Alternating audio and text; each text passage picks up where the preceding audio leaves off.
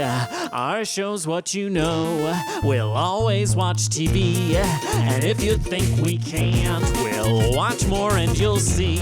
That's why the people of the web believe in Jim from Las Vegas and Jakob from Sweden. Shows What You Know, your television podcast. We are back. I am Jim from Las Vegas. And I'm Jakob from Sweden, and we're here to talk about all of your favorite TV shows. If your favorite TV shows is The Penguin, because that's our main feature today. We're going to be discussing The Penguin Season 1. I guess it's a miniseries, but yeah, Season 1, Episodes 3 and 4. That's going to be after a sort of spoiler warning later in the episode. Up until then, we're going to chat about some other things we've been watching lately, and usually we fit in some TV news as well, but we were just chatting about this. Things are a bit quiet on the TV news front. I guess it comes and goes in waves, eh, Jim? Yeah, that is easy come, easy go, as they say here in the TV business, the show business world. I like to think of myself as like a network executive that just does a podcast on the side. But yeah, so we not a lot of news to get into, but we will want to talk about a little thing we like to call What TV shows have you been watching? Tell me, I gotta know. Now, Jacob, before you tell me what you've been watching, I know you must be watching Love is Blind on Netflix, which premiered a little over a week ago, maybe 2 weeks ago. Because I don't know if you know this about me. I watch reality shows every now and then, whether it be competition reality shows or sometimes dating reality shows. I'm by no means a connoisseur, but I definitely come on. Okay, let me tell you a quick story. It's just a brief one where I told my partner that like I'm not really an audiophile. I just, I could just tell if it's lossless or not. And she's like, "Jacob, people don't know what that means." You're a connoisseur of reality TV, Jim. I know you're not like the person who's hyper fixated on one specific show. The challenge, but you're still you know a fair bit. You know a fair bit, Jim. I do, but I guess it's because I'm in it a little bit, so I see these other people that are like, I don't watch Big Brother, which I feel is the big one that a lot of like connoisseurs would watch. I don't watch any of the Bravo shows, which are like, the Real Housewives of XYZ. Is there a Real Housewives of Dublin? Do you know? I assume Probably not. Nope. Probably wouldn't be very glamorous, would it? We don't even have a great Irish bake-off, so I don't think so. We might have a Mob Wives of Dublin. That might exist. I don't know. We'll have to look into it. Oh, damn, the Irish mob. I love to hear it. But yes, Love is Blind. It's season 7. Wow, time flies when you're having fun watching Love is Blind. It's Netflix's reality show, or I'm not sure if it was an international show that they took, but either way, the American version's on Netflix. I know Netflix has like a UK version and some other ones as well. But the basic conceit is you get a bunch of singles. You split them up. You got a ladies' wing of this house and a guy's wing. And they go on these dates, but they each go into a room and there's a wall in between them, so they don't see each other. They just chat, like ask questions, BS. Sometimes they could do things like, you're having a date with Amber, so you ask production to put like a chessboard in there or something. Hey, we're going to play chess. So she might come in and be like, "Oh my God, you remembered that I like chess." Something like that. Or here's a picnic basket. We're going to have this little picnic through the wall. The idea is you're supposed to fall in love with the mind, Jacob. So sure.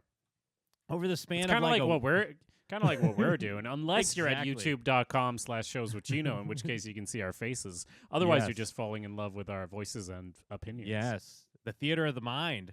So I think they're there for like a week or 10 days or something, and I guess to kind of win the game almost, because it is basically like a game show kind of, you either have to propose to someone or be proposed to, and then the next step is you say yes without ever seeing them.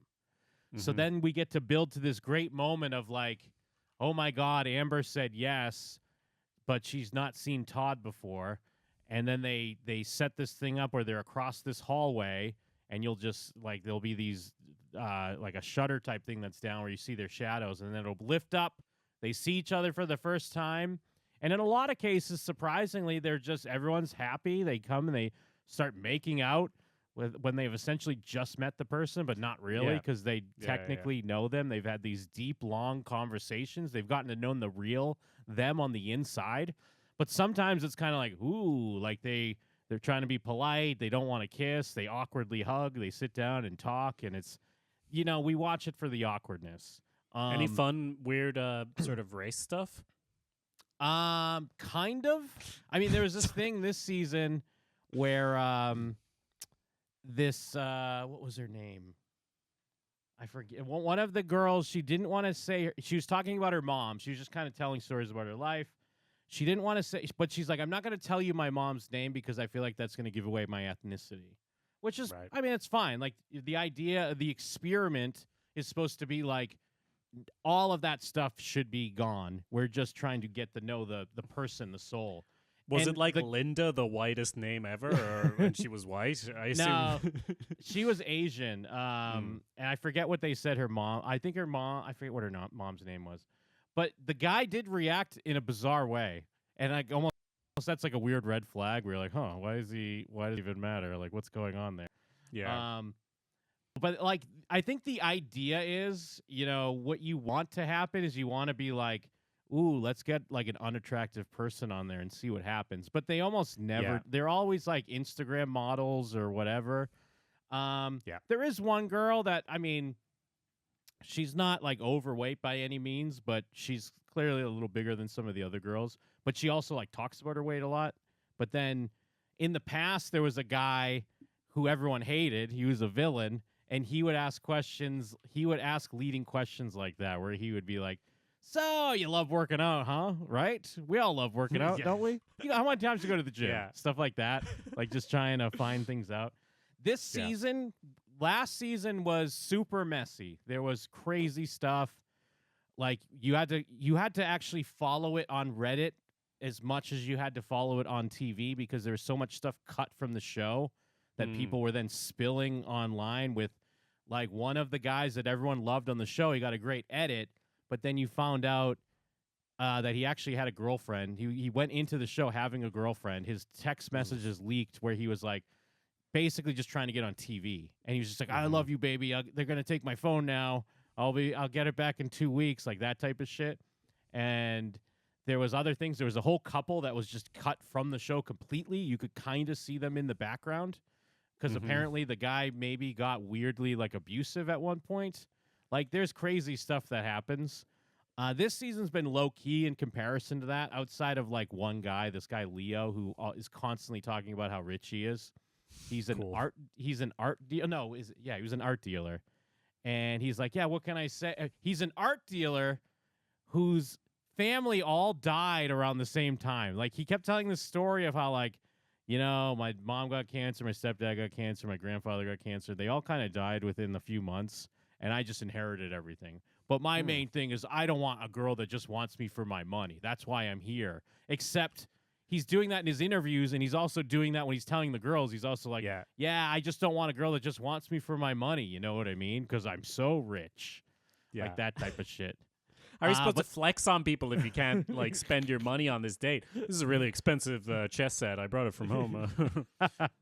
And then they do the weird thing where then once they meet, they go on like what essentially is kind of like a honeymoon. So it's like you don't immediately go to the real world. They put them on a beach in Mexico somewhere or something like that. They put them up at a resort, and then they'll be with each other for like a night or two. Then they'll meet up with all the other couples. So the girls all know each other from being in the dorms. The guys all know each other. And then you have those awkward moments of like, oh, I actually talked to this person quite a bit. They were maybe my number 2. But now it's like, ooh, are they so hot that I wish I'd waited out? Like they try to build off of that. And then they bring them back to their hometowns and then deal with like their day-to-day stuff, having their jobs, meeting each other's families. And then in the finale, they finally go up to the altar and, the person says either I do or I don't. And there has been those moments where like one of them will be like, yes, I do. And the other one's like, I'm sorry, I can't do this. And I believe they have to sign a contract in the beginning where like they'll only get paid if they go, because you'd almost think like, well, I'm going to say no, I'm just not going to go. I'm not going to go to the altar. But the production's like, no fucking way, we need that moment. we need you to look them in the face after this 6-week experiment and say, no, I don't want to marry you. But some people have gotten married. Yeah, it's weird, right? Because I'm from a country where getting married at a younger age is much more uncommon, or getting married in general. People in Sweden would often get married after, having a couple of kids, being together like 15 years, something like that is often a common way to do it, if you bother to do it at all. Societally, legally, you have pretty much all the same rights just from being cohabiting partners as being married. So there's less of an incentive, less of a cultural pressure to do it. Now I live in Ireland, it's slightly different here. But the point is, I don't care much about marriage, but I hear stories like that and I'm like, that's kind of fucked up, is it? Like, you kind of like taking away the meaning of marriage. Now, I know there's shows even like Married at First Sight, right? That's kind of what you're saying as well, Similar. except they don't even talk. They just get married, right? And then they see if it works or whatever, similar type thing. It's so funny because I do think in the US, in general, marriage and getting married is much more of a common thing that you do earlier on. Have 5 wives or husbands or whatever by the time you're 40. And there are so many game shows that have it as a pretty central concept of like, it's wild. Yeah, and we're going to have you get married on camera. And then, there's an annulment thing. You can get it annulled or whatever. We don't give a shit. And actually, we'll make a show about that. Exactly. We'll make a show on like the hits and the misses, like who's still together and who isn't. Yeah. So I'm not fully caught up because Netflix does do and I think they do this with some of their other reality shows where they kind of have a release schedule. I'm trying to just look up how many episodes have been released as of this recording. I think 9 episodes have been released so far, at least as of right now of us recording. Like, because they dropped like 6, they dropped 6 on the premiere, but then you wait a week to get like another 3 or 4. And then you wait another week for, I guess coming up this week we have 3 more. Oh, no, 2 more. And then the following week they save like 1 or 2 for the final, and then they do a reunion. The reunion's always funny, too, because now it's like, this stuff's been shot like 6 months ago, 6 to 8 months ago. And now some of these people have seen the edit and either maybe they've been emboldened by their new TikTok or Instagram following, or they've been getting nothing but death threats like as the show's airing. So they kind of come in with those raw emotions and people start arguing. There's been a lot of fun stuff. So far, there's not a ton on this season. Again, I feel like they probably made an effort to kind of have it chill a little bit, like the way things were getting a little crazy last season. And it's almost like, oh, this is boring. They just kind of like each other. What the fuck? Why are they not arguing all the time? Yeah. But yeah, that's I think I'm like 2 episodes behind. I think I've watched like 6 or 7 of what's out so far. So they are at the point where they're in their regular life and dealing with like starting to meet each other's families. And some contestants' families are like, I don't want anything to do with this. I don't believe in this show. I think this is ridiculous. And they'll be like, it's really hard for me because my mother won't come on the show and I want to get married.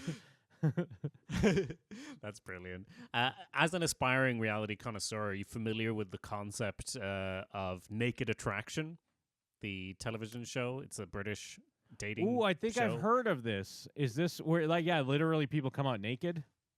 It's like the opposite of Love is Blind, like, because there's no talking, first of all. And then it starts with just a series of, they look like cubicles or elevators, basically. You don't see anything. And then they raise up and you see like the bottom parts of some people's legs. And you have one contestant who's there, who's like deciding who to eliminate. You eliminate a few people or whatever. Then it raises up and you see their genitals. This is just on TV. This is just on the regular terrestrial television, and it's been running since 2016.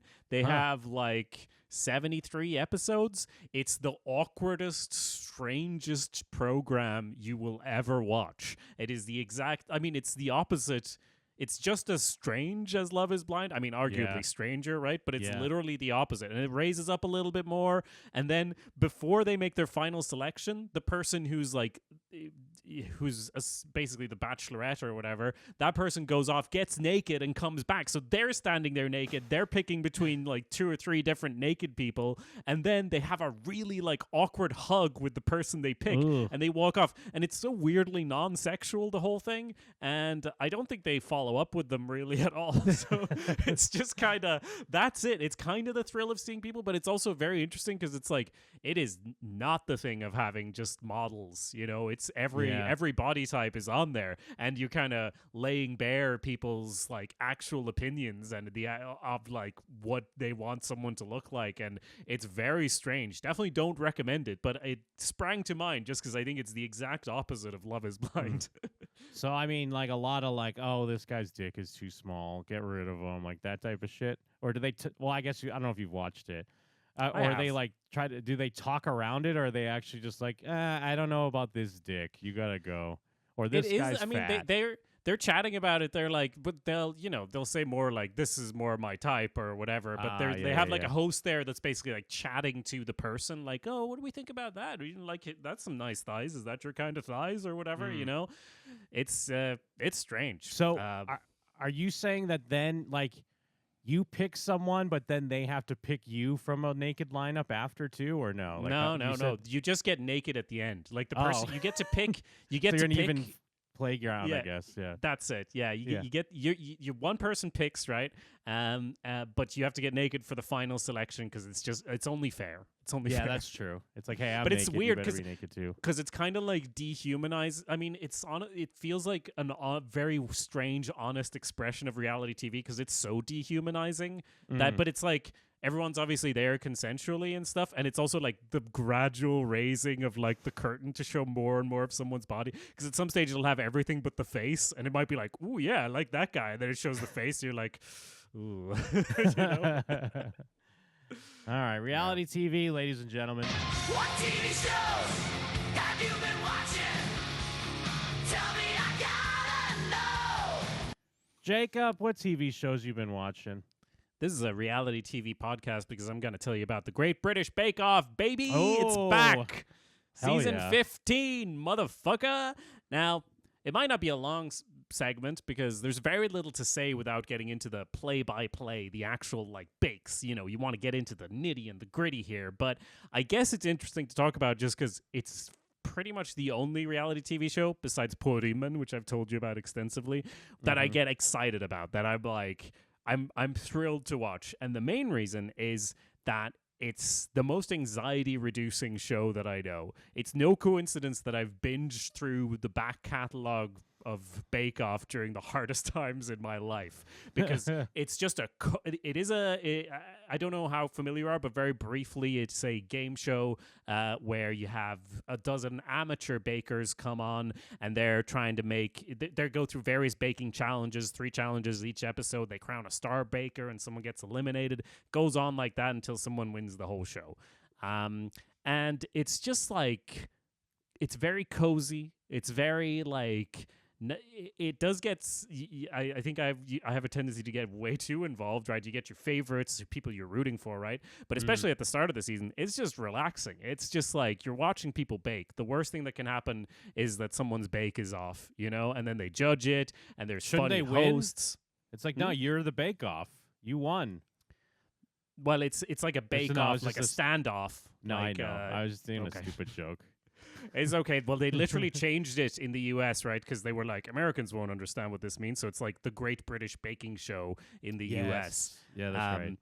But yeah, are you familiar with the concept of the show? Have you seen any of it ever? No, I have friends that that love it, and I mean, I think I've seen it like on my Netflix homepage, and I'm not against it. I mean, I watch like, well, I any cooking shows I watch are typically Gordon Ramsay shows, so I do watch cooking shows, but for whatever reason, I haven't seen this one. What usually entices me, because every now and then I will throw on, usually we'll throw on the Food Network if I'm like, we're staying at a hotel or something. But usually what entices me to a food, like a baking show like that, would be when it's a theme. Like when they're like, oh, we're making Christmas desserts, or we're making Halloween treats, like stuff like that. But I don't know if they do that really on the British Bake Off. Well, every episode is a different theme. So week 1 is always cake week. Week 2 is always biscuit week. Week 3 is always bread week. And bread week. Bread week's a big one. Paul Hollywood really cares about bread. He's like the Gordon Ramsay of the Great British Bake Off, which is a very soft. Like he's the big bad judge. There's 2 judges, but he's not that big or that bad. But it is interesting. They get so much harsher as the show goes on because these are amateur bakers, right? And as they get eliminated, the standard gets higher and higher, right? Like it's a reality show. You get it. Yeah, you I get it. You're a connoisseur. Well, it's like, hey, at this point, they'll always be like, at this point in the competition, this is ridiculous. Like, this is not Final Four material, like that type of shit. Yeah.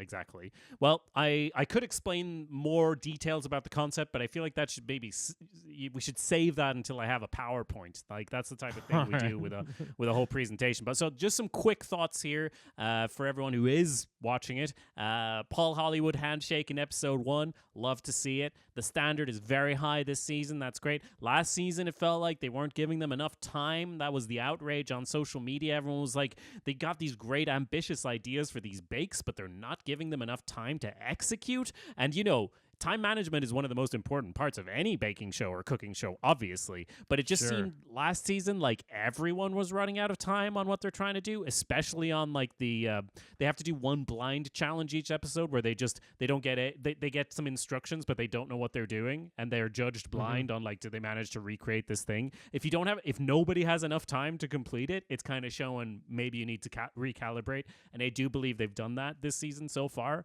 Seems to more promising. Christian's spinning biscuit puppet theater was a sight to behold. One of the best things I've ever seen in the tent. And I think I'll leave it at that. But spinning puppet theater, you say? Is that what you said? That's what I said. So one of the challenges was to create out of biscuits a sort of some manner of puppet theater. So this guy who's from the Netherlands, and you can fucking tell because he had a little printed out timesheet of how he was going to organize the time. He had like a gingerbread spinning thing where it was telling a story where he was showing how it went around, and it was a fabulous piece of engineering. And he was faltering in the first episode, so fair play to him. Huh. Hey, do you know what offhand? Do you know like how much time they were giving people where they were running out? Was it only like? Because I know with baking, you're gonna be like, well, okay, you have a 4-hour time limit or something crazy like that. Because you're not just tossing something in a pan and being done with it. It takes a long time to bake something. Well, there's 3 challenges to each episode, right? So there's they have to do a signature, which is just like they are given a theme, right? They do this type of thing, but you do your own signature version of it. You choose your flavors and everything, but they do decide how much time it is, and it's always in the show, and they do time calls to build up the tension throughout the bake. So the hosts will shout out that is, you have 2 hours left, and sometimes they have like 4 hours to complete a bake, or 6 hours or something for the crazy complicated ones. So they do the signature, they do the blind challenge, they do the showstopper challenge, which is like, this should be a real wow experience for everyone. So there's only a few episodes out so far. I would love to get into more detail, but can't do that without doing spoilers. It's a very easy show to get spoiled on. So you gotta be wary on social media. But yeah, Great British Bake Off. I recommend it. It's back, baby. Love to hear it.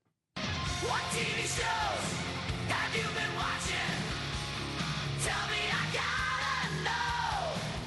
Jacob, Mm-hmm. have you ever heard of a show called The Simpsons? What is this? Is this like one of those cartoons? Yes, it's a cartoon. It's in its 36th season, I think. It's the one about the guy who gets frozen and goes to the year 3000, right? Yeah. Oh no. It's the one about the guy that lives in Texas with his wife and son, and he has his friends. No, it's a different one. They live in Springfield. Yeah. Anyway, Yeah. Simpsons. Now, I haven't watched Simpsons in forever. We get it. The battle cry is that like Simpsons is bad, but it is like this weird. If you really think about it, Simpsons is this thing that's been around forever. That if and when they're like, hey, Simpsons is no longer a thing. No matter how you feel about it, you gotta be there'd be some sadness involved. You'd be like, oh no, like this is. Even if it's not something I watch, it's been a constant. It's been It's been a piece of my life for as long as I can remember. Now, they did an interesting thing. This was a couple weeks ago now, with the new season premiered, season 36, and it's dubbed as the Simpsons series finale. And I kind of heard people talking about this, and it's a good idea because I was like, you know what? I want to watch this episode, and it's a lot of fun. The basic conceit, I think the episode's called like Bart's Birthday or something like that. But the basic conceit is that, hey, Simpsons has been on since 1990. And here we are. We're finally at the series finale, and it's this big star-studded event. All these like past celebrity guests that have been on the show are showing up at this like auditorium to celebrate the series finale. Conan O'Brien himself is hosting it, and they bring out an AI that decided that they got an AI together to write and make the episode, which is pretty fun.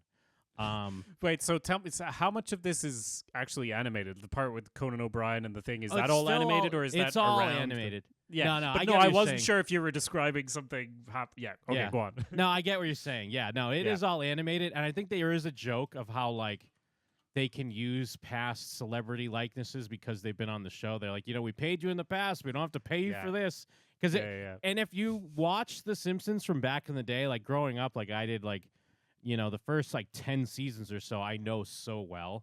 So there's a lot of great little old callbacks and jokes to that, like seeing like Daryl Strawberry and some of these other guests from way back in the day. Because like they don't speak or anything, it'll just show them in the crowd, like they're all in the crowd in the gala.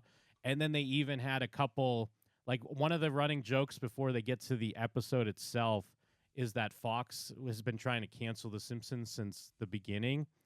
And they go back to, I'm not sure if you're familiar with the episode where Bart tries to jump Springfield Gorge on his skateboard. And then it's in the first season. And then like Homer talks him out of it, but then accidentally ends up riding the skateboard over the gorge and falls into it. Falling forever, basically. Yeah. And the goof in the episode is that originally was the series finale, and they show us the unedited end of it. And when Homer hits the bottom, when the skateboard hits him in the head, it just sticks in his head and he dies. And Bart comes out, he's all sad. But apparently, Rupert Murdoch from Fox had spent $10 million on the Macy's Day Parade Bart balloon, and they decided to keep the show going because they had to pay that off. And then they pulled another episode. They kept pulling old episodes, and then Homer would die in them, and they were like, that's actually was supposed to be the series finale.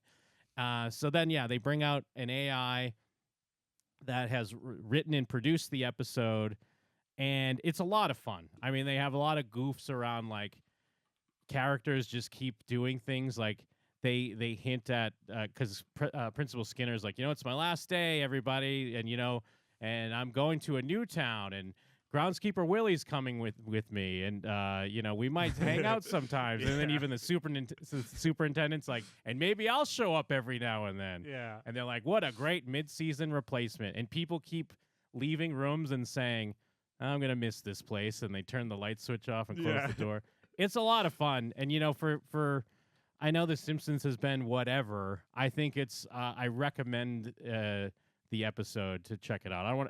I've given away a few of the goofs. I think there's a few other goofs in there. And I don't know, maybe I'll be watching The Simpsons this season just to kind of check back in on. I haven't watched it in years. Well, Jim, Simpsons, The Simpsons, obviously, it's about as old as me. With the big difference that I've obviously given up a long time ago.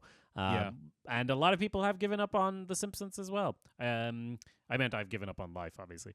Yes, of course.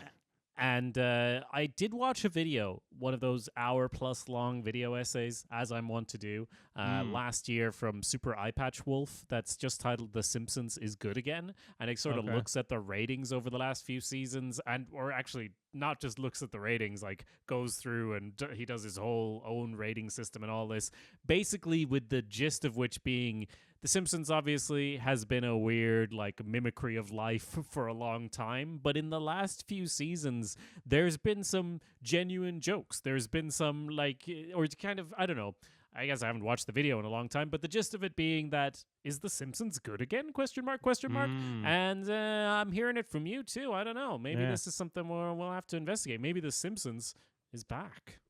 There's even a joke in this episode where they're talking about the premiere, and they're like, and after the the Christmas episode, and they're like, well, one thing we could all agree on after that episode is that the Simpsons used to be good. But I'd say it's worth at least watching this episode, taking a gander at it. I thought it was a fun idea, so that's what kind of intrigued me. I saw people talking about it. I'm like wanting to give away other because there's we're TV people, so there's jokes in there. There's about other endings, but check it out. Anyways, moving on. What TV shows have you been watching? Tell me, I gotta know. Jacob, what TV show you been watching? Jim, the only other main show I want to talk to you about is Brassic. Now, I've already talked to you about Brassic, but that was when I was like a little bit had only watched like half a season. Now I've watched a whole nother season, so I'm in season 2. Like, I'm almost done with season 2. And if you didn't listen last time, Brassic is this Sky show from the UK about a pack of thieves basically hanging out, going on hijinks and adventures in the north of England. And it's a strong recommendation for me. I know it's in its 6th season is currently coming out, but I'm still on season 2, so I'm a little bit behind. But I kind of feel like last time, I don't know if I described it very well, so I can best describe Brassic, I think, with just shortly telling you about one episode. So mild spoilers for one episode of Brassic in season 2. Okay. It's episode 3, but it's not going to spoil the whole thing, but just to give you an idea of what this show tends to do. So this episode of Brassic starts with a flashback to their school days, and our main character, who's called Vinny, he's sort of being humiliated by his teacher. He's been caught graffitiing or whatever, and his teacher's like making him apologize to his shoe that he has with a face drawn on it, and he's like, say sorry to Mr. Humphrey, and otherwise he's going to beat the shit out of him with the shoe. And so Vinny grabs the shoe, runs off and tosses it, and then it's like, flash forward to present day. So you're like, well, this show is set in a small town, like the same small town that he grew up in. So you assume the teacher's going to come back, or this is going to be relevant later on in the episode. And it does. So in this episode, Vinny and his gang of gobshites, they're trying to steal some antique dick-shaped furniture. So it's really fancy old furniture with sort of dicks and vulvas and things worked into it. And they're trying to rob it to decorate their strip club that they've recently come into possession of. But another gang of criminals has beaten them to it and has stolen them while they were trying to steal them. So it turns out it's his old school teacher and a bunch of similar old folks that have stolen all this dick-shaped furniture. And Vinny and co, they get the better of them and basically have these old fellas tied up in a barn trying to figure out why the hell they were stealing this furniture. And at this point, as a viewer, I'm assuming, okay, we're getting closer to the end of the episode. Vinny's going to, get the teacher to apologize to his shoe, and then he's going to, send him on his way or whatever. It's going to show how he's a better man at heart than his teacher was, or it's going to be something about how he's still the same person he was when he was a kid or something. None of that shit happens. All right. The episode does an Edgar Wright-ish genre twist where the teacher explains how they're trying to find a treasure map hidden inside the piece of furniture, to where the creator of all this dick-shaped furniture has hidden a treasure trove of dick-shaped furniture. And he explains the background, that they're kind of a secret society that's been studying this and trying to find traces of this. And while he explains this, the camera sort of slowly moves in on his face, and we see all of these Da Vinci Code-esque dick things coming up around him, as he's explaining it. It goes full National Treasure from there, because obviously they're like, no way, that's the stupidest thing I've ever heard. Then they find the map.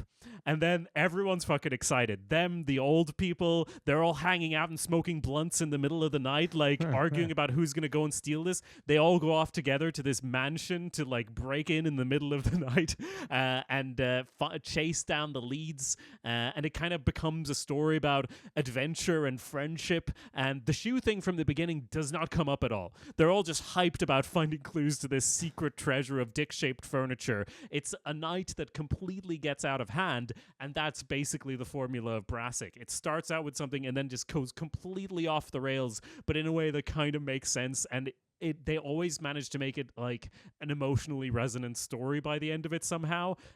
So yeah, I was just they're all just so happy together, hyped up about finding clues, and it starts with this flashback of him being bullied by his teacher, and at the end, I think they're just friends, and that's such a better story Yeah. than what I thought it was gonna do, and they keep doing that now. I'm not going to say all the episodes are smash hits. I told you last time some of the people involved, or a lot of them, they come from the background of making soaps. You know, the UK has a lot of long-running soaps that has a lot of drama. At one point, there's a proposal that makes no sense. It feels like it's thrown in just because something along those lines has to happen. But at the same time, that episode, what I described, how it goes completely off the rails in the last 15 minutes, it's one of my favorite episodes of TV I've seen in a while, and I've been watching The Penguin, so a strong recommendation from me. That I mean, that does sound cool. Like, it sounded cool when you were describing the show before, but to hear that it kind of is a show that's not afraid to kind of just throw shit at the wall almost. Like, I don't mean that in a bad way, like in like the best way possible. But still make it work. Like, that's the stuff I love. And I don't know if this, again, I haven't seen the show, so this is probably not that apt of a comparison, but for whatever reason, like, something like Vice Principals popped in my head, because that was one of those shows where they did like, they didn't always do weird stuff, but they took those turns sometimes. Where like, holy shit, that's why I really like this show, because they did this, they like really amped it up, and I didn't expect them to do that. So that's very cool to hear. Yeah, and in the first season, as I was describing, they're very much petty criminals, and then they slowly get drawn into more sort of higher stakes crimes. They keep accidentally getting in the way of some higher up type criminals, and then get sort of drawn into that orbit. So season 2, they're still just as incompetent, all of the thieves, but everything kind of works out for them, but kind of not. And now people are also dying on top of that, and they're like, fuck. But they're like, the tone is so comedic throughout. So it's they've really nailed it, and I'm so happy there's a bunch more seasons. I can't wait to see where they go with this show. And for everyone who's been watching from 2019 when they started, fair play. Never heard about it, but I'm recommending it now, and I'm gonna catch up. How long are the episodes? They're about 45 minutes. Not bad, not bad. Oh yeah, because I do see length. that you had mentioned this before, but yeah, season 6 is currently in progress. Yes. They still they're about. Oh no, not even. There are 3 episodes and another episode this week. Because I am adding it to my list to. I want to take a look at that. So very cool. Nice. And another thing I like about it very briefly is just that it's episodic, which is we've done such a turn on that. Obviously, we talk about it a lot in the last 10, 20 years, that everything used to be very like episodic, and we were like, we want the big long plots, and now everything is just one plot stretched across 6 episodes or whatever. You know, this is one of those shows, there's going to be an adventure every episode. There's going to be some crazy shit happening, and it does build on each other, because you like eventually get, as I said, for example, they get drawn into the orbit of some higher up criminals, and then they have to deal with the consequences of their previous actions. But every episode is a self-contained story, and I think we just got to bring that back, guys. I think that's the way to do it. Yeah, I mean, it's also, I completely agree with you, but it's the same idea. It's like, we don't want everything to be episodic, but we definitely need more things, and there are definitely people need to look at their projects better and understand, like, hey, this is better as an episodic thing, or maybe, hey, this is better as an episodic thing. Like, the best type of stuff was like a thing like Buffy, where it was like, this is episodic, but there are little seeds in each one, and that it all builds into an overall plot, and that it's a complete lost art these days, it feels like. So that's very cool to hear as well. Quick aside, do you realize that every episode of Buffy came out within 7 years? How insane is that? Like, seasons of Buffy were finishing, and then the next season would start like 6 months later during the same year. How bonkers is that? Well, speaking of that, I saw, like, the Simpsons, going back to the Simpsons again, the Simpsons meme where it's like Grandpa Simpson sitting on a stone and there's all these kids like around him. And like the meme is, you like type something like, we used to use MapQuest and we'd have to print our directions out. But I did see one that was like, we used to have this network called the CW, and it had genre shows, and they came out every year. And a new season would come every year, and they would even have events at Comic-Con where you'd see the creators, and then a new season would come out, because it really is such a lost art. Like, even something like, I mean, I guess this might not be a great example, but like, I don't watch it, and but Wednesday, I know the main actress is pretty big, but you would think a show like that, can you not put out a season a year if you're going to be making that show? It's weird. Jim, it's been 2 years, and it's not even coming out until next year, the season 2. It's going to be 3 years. I guess the new subtitle of our show should just be "Old Men Yelling at Clouds," because that's and I'm happy with that. I'm okay with that. Yeah. What TV shows have you been watching?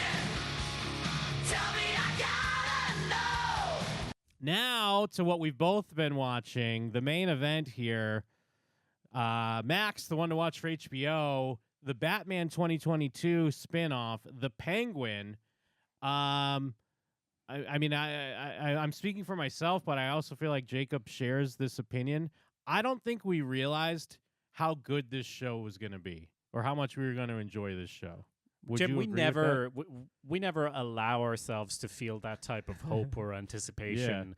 Like, we always hedge our bets. I did feel like after the first episode, I was so taken in. I thought it was a really good pilot, and my hopes for the show is that it would continue to be as good and build on that effectively. But yes, of course, I always assume the worst. So, no, I didn't expect it. But did you have low expectations? I definitely had low expectations when the trailer was coming out and all of that stuff. I was like, it's going to be a cheesy Sopranos knockoff. But But ever since the first episode, I've been fucking on board and continued to be so.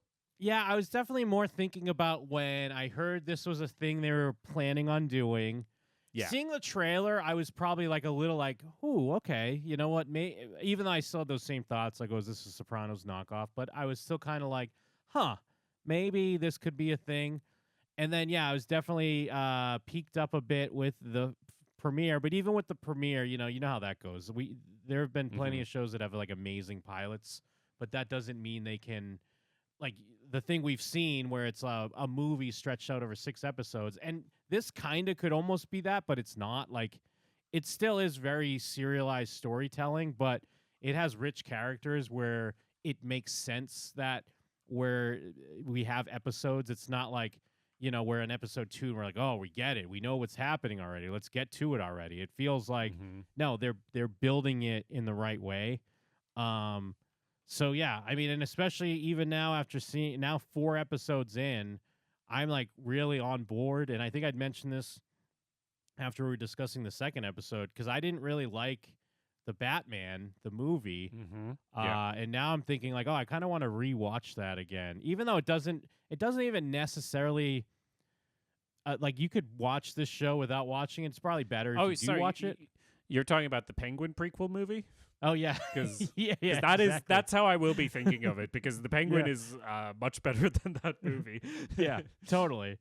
But yeah, I do want to kind of go back and watch it, because maybe I'll enjoy it a little bit more. Because I've had the similar thought about Star Wars Rogue One, which I famously hated. But then I loved Andor so much that maybe I would enjoy it. Yeah, well, a good pilot is important, right?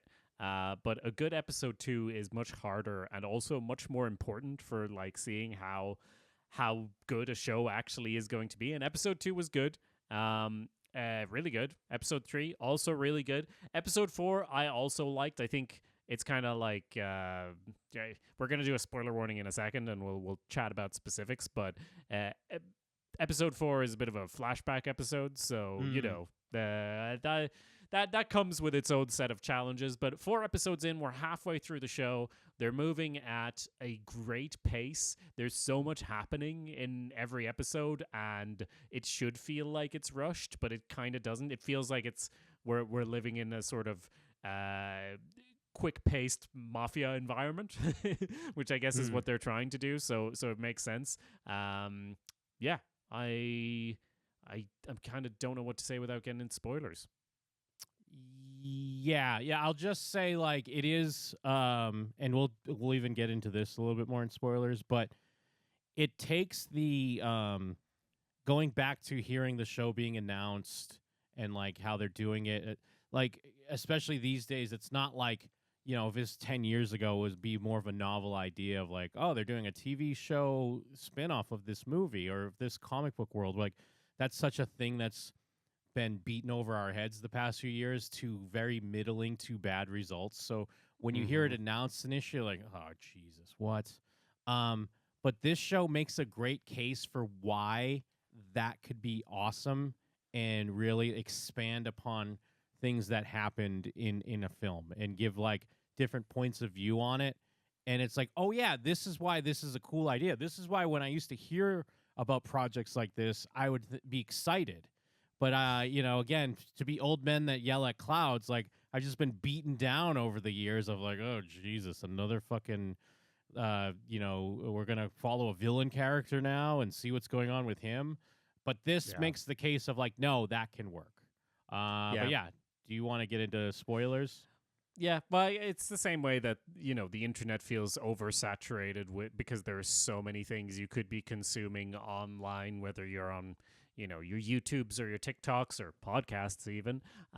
In the same way, obviously, television shows, there's only been more and more of it, but I think a lot of it has also been more and more samey over time. Like, there's a lot of, like, let's follow the common denominator. It was cool when we had Daredevil, and then then there were like a million Daredevils, and we had Jessica Joneses all over the place, and it kind of watered down the whole concept. So I completely understand why you're like, why would I be excited about this? The only reason really that it seemed like it would be promising, which is interesting, the main reason was like, okay, it's on HBO or Max, the one to watch for HBO. So you're kind of like, I have to assume they put some effort in, which is so funny because why would they not put effort in on the other streamers? And I think it's because they don't have to. I don't think they care enough to do it, which is a very cynical thing. Obviously, the people involved in whatever show are always going to try to make a good thing. There are people passionate about every single TV show that's made out there. I do believe that. But there's just when every show has to tie into your stupid cinematic universe or whatever it is, or even if you're trying to do something like that, even if you're not doing that, you're trying to create something that's going to tie into something and just be part of a big franchise, because the story of the story of crossovers used to be cool, and then it just became a story that's actually about corporate monopolies as companies get rights to more and more things and just try to mash them together. This is a little rant that's almost separate from the Penguin, but the Penguin's good. Watch it. And now we'll get into a little bit more specifics in episode 3 and episode 4. Ayo, this is AI generated bullshit. AI generated bullshit by AI Jacob. Here we go. Spoiler alert, we're gonna spill the beans. No turning back, no living in your dreams. We'll reveal secrets and we'll blow your mind. Darth Vader was dead the whole time, and in The Sixth Sense, Bruce Willis was that kid's dad. Dumbledore killed Snape, made all the kids sad. Man, you can't control these spoiler bars, and the Planet of the Apes was actually Mars. Yeah, drop it on them. Spoilers, y'all.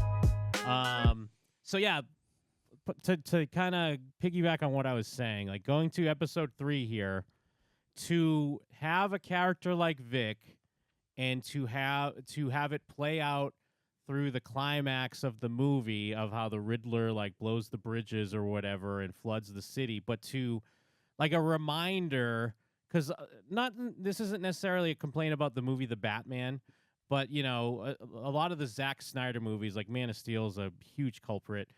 You have these big, crazy, nonsense, tragedy, disasters happening. And one of the problems with a lot of these movies is they do forget about showing the impact it has on people, like regular people. Like, I don't think Marvel's had that problem as much. It's maybe gotten off the rails. But when you think about, like, the first Avengers movie, you're seeing them actively saving people.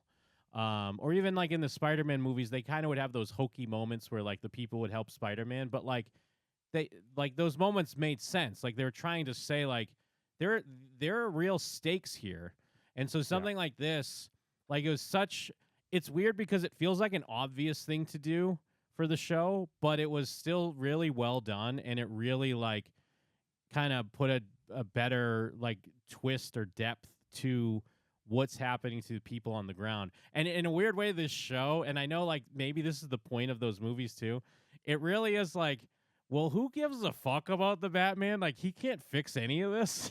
Yeah. Yeah, I mean, he can go punch the Riddler or whatever, but like, I'm becoming on the other side more and more like, oh yeah, well, the Batman, what the fuck? What are you gonna do, bro? Like, you can't do anything. You could beat up one guy. Doesn't matter. Jim, it's almost as if the billions of Bruce Wayne could be better spent elsewhere. Yes, Maybe he very needs to true. pay more taxes, for example.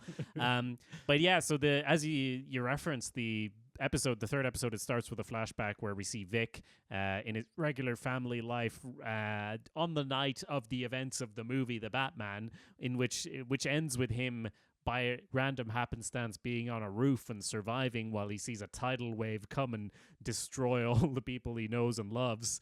So it's kind of the flashback setting the tone. I love this episode. It's one of my favorites of the 4 that have come so far. With Oz and Vic, there's a little bit of like, it's a little bit melodramatic between the two of them at times, because like every episode has to have Oz almost kill Vic apparently, but it also makes perfect sense. Like, I love how Vic is aware of the situation that he says in the plot of the episode, his girlfriend / love interest from the before times, before this disaster, bubbles back up, and he kind of has a chance to escape the mob life and ultimately decides to stay in the mob life, which is great because up until then he's kind of been captured. He hasn't been there by choice, so he has to make the choice to stay there. But he says in the episode that like, yeah, he kind of like, this guy I'm working for, he just kind of likes having me around. He likes talking to me, like, because Oz very clearly is so lonely, and he's picked up this kid, and it's kind of a weird psychological torture thing where Vic doesn't know if he tried to leave, would Oz try to kill him, or like how safe is he from, because obviously he's there under threat from the start. And so in this episode we get him making himself free through a conflict with Oz, where Oz is like, go then, disappear, go do your thing. And he says to this girl, I'm gonna head to LA with you or whatever, I'll meet you at the bus. And then he drives there and he doesn't go, and it's perfect. How else can you set up Oz killing this kid in the end of the season? Like you said, Jim, you're so right. This kid's gonna get killed by Oz. That's why it's a mini series. Otherwise it'd be another season with Vic and Oz hanging out. Yeah, but I do think it's important, and I like that they do this, is it does make it clear to the audience that like Vic makes the choice. Vic makes the choice to be in this life. Like, because it is, it's a thing the character's facing, but it is something that the audience is thinking like, oh, well, he has no choice anyways. Like, if he tried to leave, Oz would just kill him. And but what's also great about the way this plays out is that I feel that Oz is legit hurt that he thinks that he's like stuck with him. He's like, oh, I thought we had like a real thing going here. Like, I saw a piece of myself in you. I'm trying to take you under my wing, and bring you up. But like, I also feel like we have a real relationship, but now I'm realizing you're just afraid of me. So like, I feel he's legit hurt in that moment. Yeah. And in a weird way, like in a twisted way, like I was thinking of their relationship similar into like Miguel and Johnny and Cobra Kai, kind of. Like, you got the lonely kind of loser and, the young kid, I guess in this case, the young Latino kid in both cases. And they have this bond where they weirdly learn from each other. And also because part of why I was thinking that, because I mentioned this when we were talking about episode 2, but this episode like solidified it to me a little bit more. I was like, well, this is kind of like the heart of the show. Like and I always think of Miguel as like the heart and soul of Cobra Kai. And then I watched the post-episode discussion, and Lauren LaFranc, the creator, like showrunner, specifically does say that that Vic is the heart of the show. That's what she thinks of it as. And it is like, that's a common thing in whether it be gangster, well, especially gangster movies, but it is like the corruption of innocence. But it's also because when Oz is telling him all these things, we're like, you're right. When Oz is like, the world doesn't give a shit, and doesn't give a shit about you, doesn't give a shit about me, and we're trying to make, like, the only way we can make something for ourselves is we have to fight, tear, scratch, steal, do whatever to get it. And in a way, it's like, you know what? It's not the moral thing to do. Like, it's not morally right, but it does feel absolutely right. And that's why it's like, oh yeah, Batman. What's Batman going to do? He's not going to save Vic. You know what I mean? The Penguin's going to save Vic before Batman can. So I thought, yeah, it was just great stuff. Episode 3 really was such a good episode. And I was even thinking through it. I was like, there's actually, I mean, outside of the beginning, which is playing off of the climax of the Batman movie, there's not a lot of action. It is a lot of just like conversations and character stuff. I mean, there's stuff going on with this drug and how, like, kind of getting into how that's going to play out or what it is. And they're making these deals with the triads and stuff like that. But, we're really playing off of Vic and, like, his trauma and how he's trying to deal with that. And, it's simple things they do, like when Vic is first talking to his dad in the flashback where he has a comment to his dad, like, hey, you're doing a lot of work for so-and-so. You could be making more. And his dad's like, no, we're actually good. Like, in comparison to where we came from, like, he's happy and content. Yeah. And Oz does pick up on that. He's like, you don't want that. You want more than that. So yeah, I think it's great stuff. But again, it really, they were already getting me in the second episode where I'm very concerned about what you said. Like I can't even speak it to power of the Penguin killing Vic, because I can't stand to witness that. But yeah, it does feel like the writing could be on the wall. But yeah, I loved episode 3 so much. Speaking of writing being on the wall, I more or less had written down exactly the same things that you said. Like, I think we're very much on the same page. I wrote down, like, Oz is so convincing and a bad influence, and he's right. Yes. Especially the thing about, like, you want more than this. The system, the world is fucked up. Batman doesn't give, like, Batman gives a shit about punching bad guys in the face. He's not out there fixing the dam, like that's not what he's about. And even if he was, he can't change the way that the world works all by himself. And I think they do a great job in the show of portraying Gotham as this really, especially now after the Riddler burst the dams or whatever, being a really fucked up place where you really do have to lie, cheat, and steal to get ahead. It's very clear that there's, the 1%, the Falcones of the world that have it all, and everyone else is just kind of fucked and just has to do drugs to get by or claw your way up.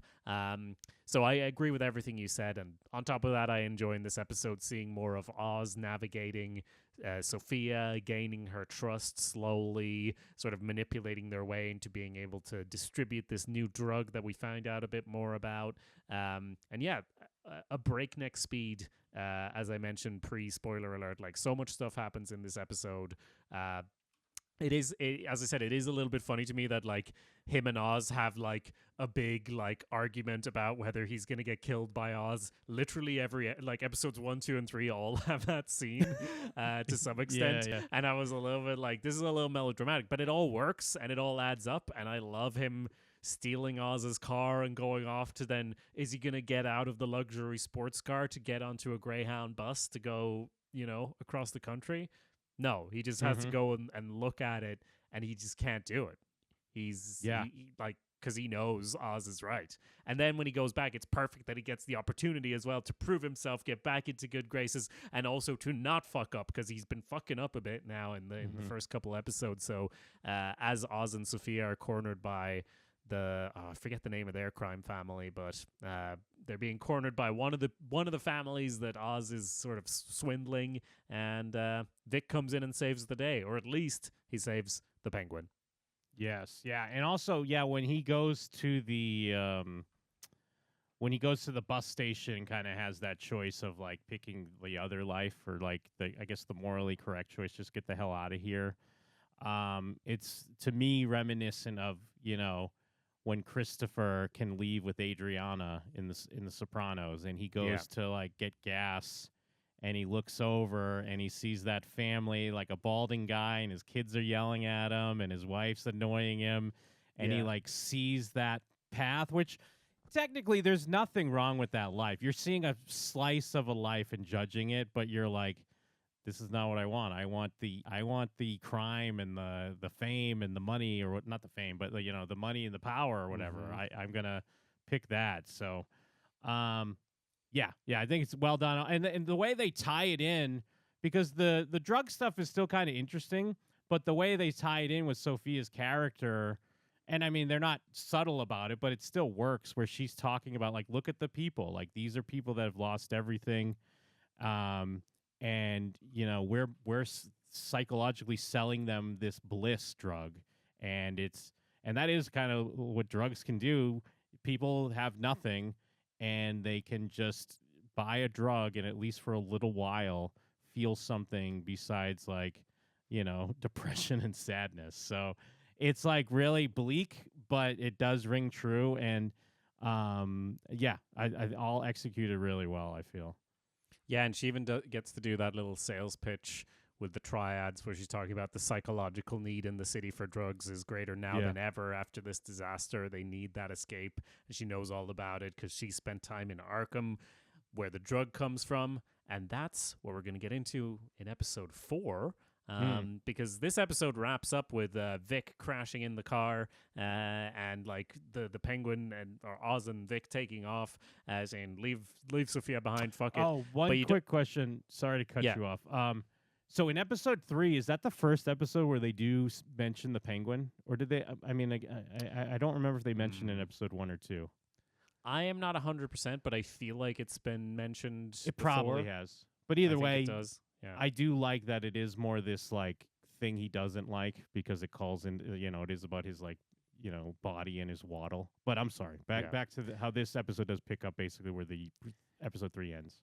It does. Now, one piece we don't see at the end of episode 3 is that the jig is up between Sophia Falcone and Oz. Basically that because there's this confrontation with this other mafia family, Sophia finds out that Oz has been playing her, because Oz has been lying nonstop to everyone, juggling all of these balls at once. And of course, he immediately starts saying that, no, I was going to betray Sophia. It's you and me all the way, because someone has a gun pointed to him. And she gets to see that. And it's like the world tilting for her, because finally she was kind of starting to trust him a little bit. And I'm a little sad that their uneasy alliance is over already at this stage, but it doesn't feel rushed. Like they leave you wanting more of that and more of their relationship in general, which there's definitely space to get into still, but obviously there's not going to be any more buddy, let me drive you around shit, because she now knows that Oz killed her brother. So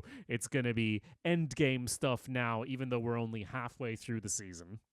Yes, it's the Maroney family who rolls up, because that's who he was working with to kind of take the fall for him in killing Alberto. And you're right, like, Sophia and Oz have great chemistry, and it really is fun to see them together.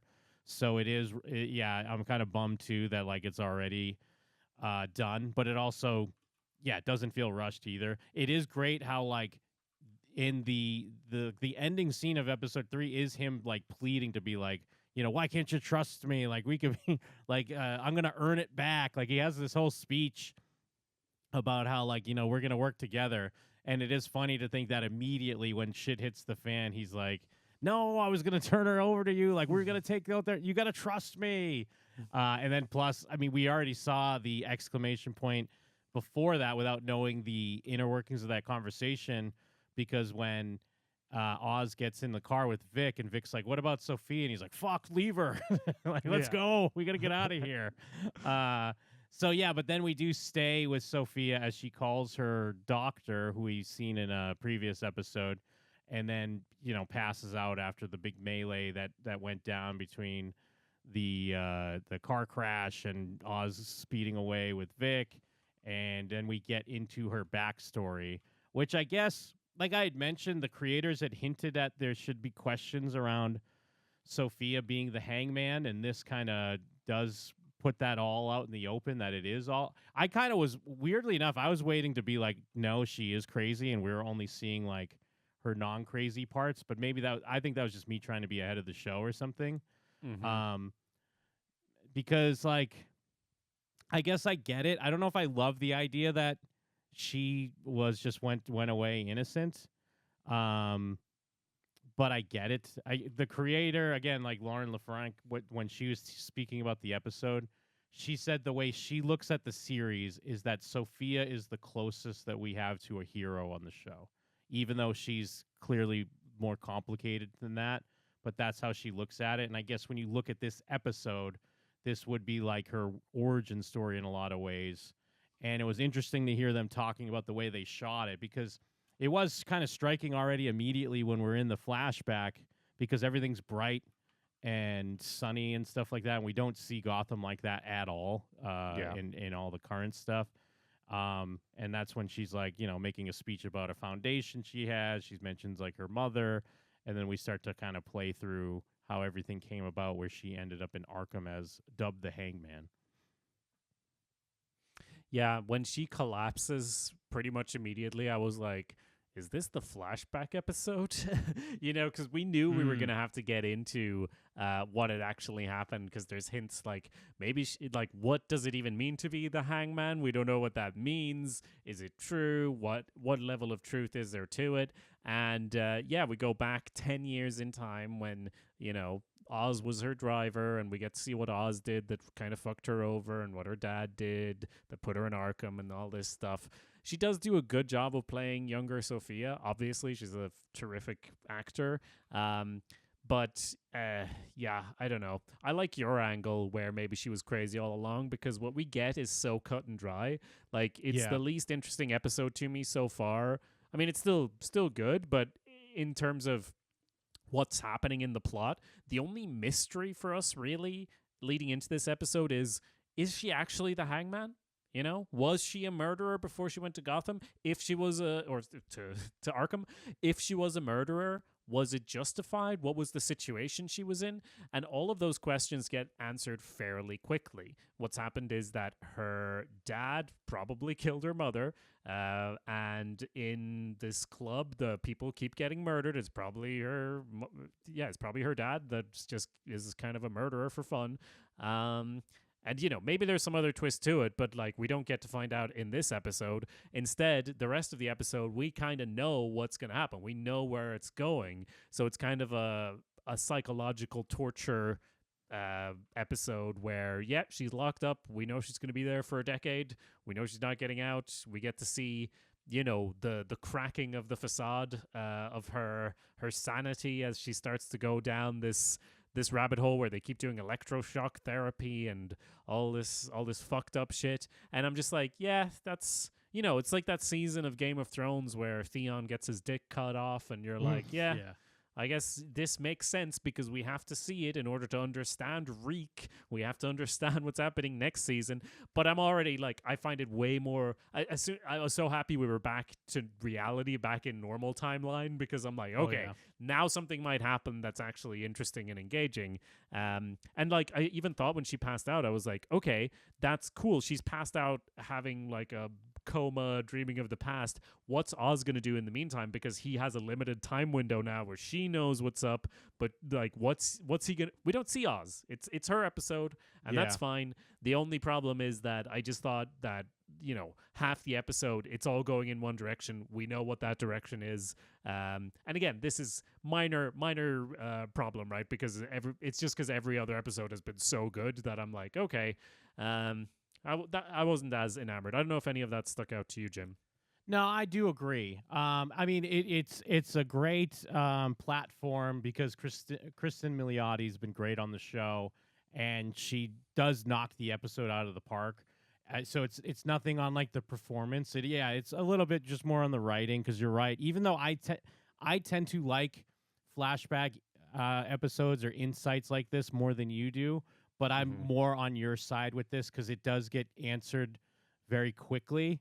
And I guess maybe you're right. Maybe something could come out later on, because there is something going on with her doctor that seems a little weird. But it's fairly cut and dry for the most part. I did see where, I'm like, at the end, she's gonna smash Magpie with her tray, at least, at the very least, because now she has nothing. She kind of has to be the Hangman. So, and then, I mean, then we get into a little bit more where she takes out the whole family, which was kind of interesting. I knew, like, they kind of play with this idea, like, is she going to hurt a child? But I was like, I don't think they're going to go that far. It's more so like she was saving the kid and she takes out the family. I don't know.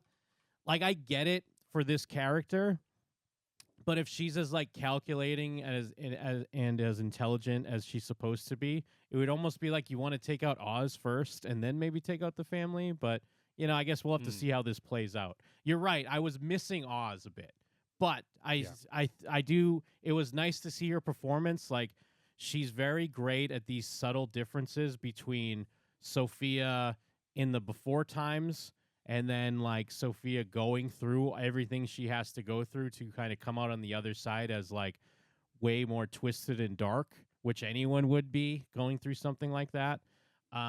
So overall, it's still good, but you're right. Just coming off of, like, I thought episode 3, like, hammered everything on, like, every cylinder. This one was fine, but I'm kind of looking forward to where we're at in the present day. Yeah. And of course, she importantly kills every high up person in the family. The Falcones are pretty much no more, except Doug Stamper, Michael Kelly, who's kept around, presumably to run shit because she's gonna be, you know, the boss. But you still need some admin people. You need a concierge. Yeah. You need someone to manage shit. So she's got him, and presumably Oz is next in her target. So, but it's kind of like, it's one of those red wedding type things or whatever. It's one of those, like, wiping out the family and taking control. But also, I'm like, I don't know who's left now. Yeah. I guess, you know, as a major foil, I guess the show's always been about her and Oz, right? But I guess now it's going to be she's taking control of the family, but having wiped out that many people high up, the family won't be as strong probably as when all of those people were intact. It's going to be the people loyal to her, which is going to be fewer folks than the total amount. And then how's that going to go? Because some people probably like Oz better than they like this person who just murdered everyone up top. So who's he going to be able to get to his side? Is he going to be on the run? What's he going to do about his mother? What's she going to do when he finds out where his mother is? Lots of interesting questions to be answered in the remaining 4 episodes. Yeah, I think that also plays into the part of why she kept Johnny Vitti, Michael Kelly, why she kept Johnny Vitti alive, because I think they're gonna still run with this idea of, like, they've been in on it from the beginning, and he might give some more credibility to keeping some of their loyal soldiers on their side. But yeah, well, they might also just lie and say that Oz did it, right? Oh, true. Yeah, that's true too. It was an attack. It was an attack by Oz Cobb, the notorious Penguin. Yeah. But yeah, either way, I'm excited. I'm excited to see where this show goes. And, like, I mean, not to be like hyperbolic, but, like, I can't remember the last time I was excited about a show. As excited as I am about this. So it's very cool. Don't say these things. We have a TV podcast. We love shows, right? We love complaining. Don't get me wrong. I loved Fallout, even though I didn't play the Fallout game. So it's, like, in lines like that where I was like, oh shit, like, I'm excited for a new episode. Like, not something where I'm like, oh cool, it was on. I'll watch it sometime in the next few days or whatever. Like, I'm ready to watch it when it airs. That type of shit. For sure. And we'll be discussing the next episodes in the next few weeks. Let us know if you're not checking out the Penguin, check out the Penguin. But also let us know what shows you're watching. You can email us at showswhatyouknowshow@gmail.com, or just leave a comment on our YouTube. That's youtube.com/showswhatyouknow. And yeah, we're also on TikTok, other platforms. Shows What You Know. I know you'll find us. Yeah, drop us a review. Yeah, subscribe. Give us a review. Thanks for listening, everybody. Do the podcast things that you do for podcasts you like. You know, like, listen to them for years and not interact. No, but thanks everybody. Thanks for listening. We'll catch you next time. We are Shows What You Know. We'll always watch TV, and if you think we can't, we'll watch more and you'll see. That's why the people of the web believe in Jim from Las Vegas and Jakob from Sweden.